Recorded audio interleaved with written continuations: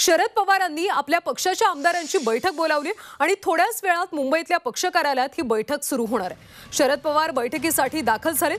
बैठकीमध्ये पक्षाचा गटनेता, विधिमंडळ पक्षनेता आणि मुख्य प्रतोद यांची निवड होण्याची शक्यता आहे। प्रदेश अध्यक्ष जयंत पाटील यांच्या उपस्थितीत ही बैठक होणार आहे। गटनेतेपदी जयंत पाटील यांची तर प्रतोदपदी जितेंद्र आव्हाड यांची निवड होण्याची शक्यता आहे।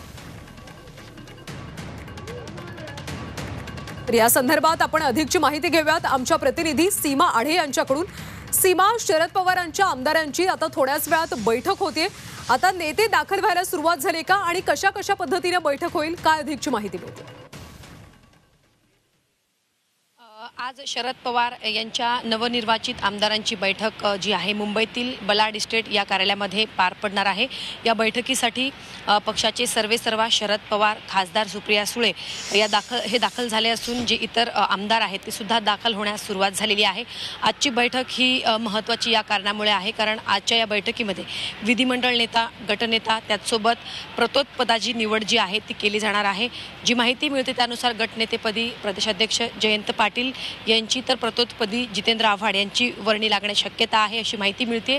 आपल्याला माहिती आहे की जेव्हा निकाल लागला त्याच्या काही दिवसांमध्येच पहिली बैठक पार पडली होती नवनिर्वाचित आमदारांसोबत आणि त्या बैठकीमध्ये उमेदवारांनी ईव्हीएम संदर्भात सूचना किंवा तक्रारी केलेल्या होत्या।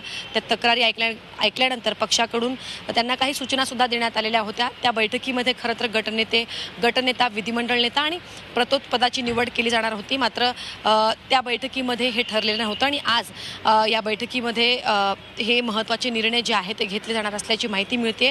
अशी शक्यता जी आहे ती वर्तवली जाते।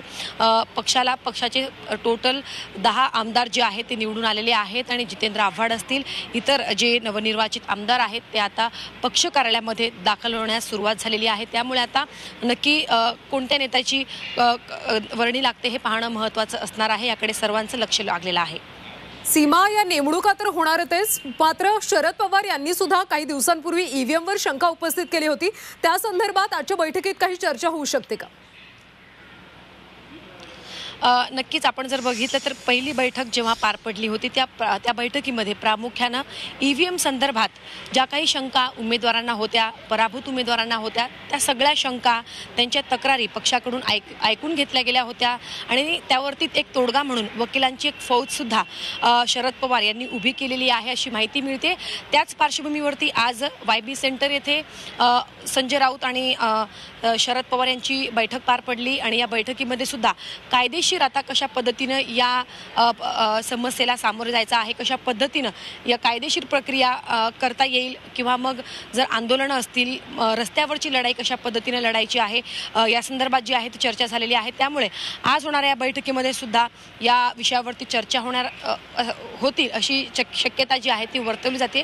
कारण आपण जर बघितलं तर गेल्या काही दिवसांपासून शरद पवार सुद्धा ईव्हीएम वरती शंका व्यक्त करताना आपल्याला बघायला मिळत आहे।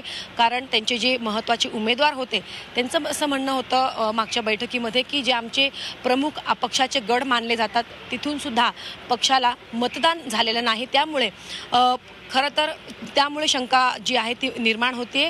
तर तिथून आता कुठेतरी शरद पवार सुद्धा या अनुषंगाने पराभूत उमेदवार असतील किंवा मग नवनिर्वाचित आमदार असतील यांच्यासोबत या संदर्भात चर्चा करत असताना आपल्याला पाहायला मिळत आहे। आणि जे मित्र पक्षातले जे महत्त्वाचे नेते आहेत, संजय राऊत असतील किंवा मग काँग्रेसचे नेते असतील, त्यांच्यासोबत सुद्धा याविषयी चर्चा करत असताना आपल्याला पाहायला मिळत आहे।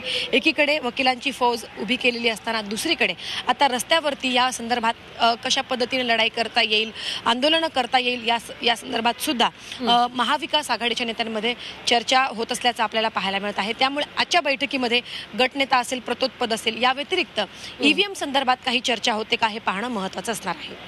नक्कीच सीमा, त्यामुळे आजच्या या बैठकीत कशा पद्धतीने चर्चा होते, काय महत्त्वाचे निर्णय घेतले जातात हे पाहणं महत्त्वाचं आहे। धन्यवाद या सविस्तर माहितीसाठी।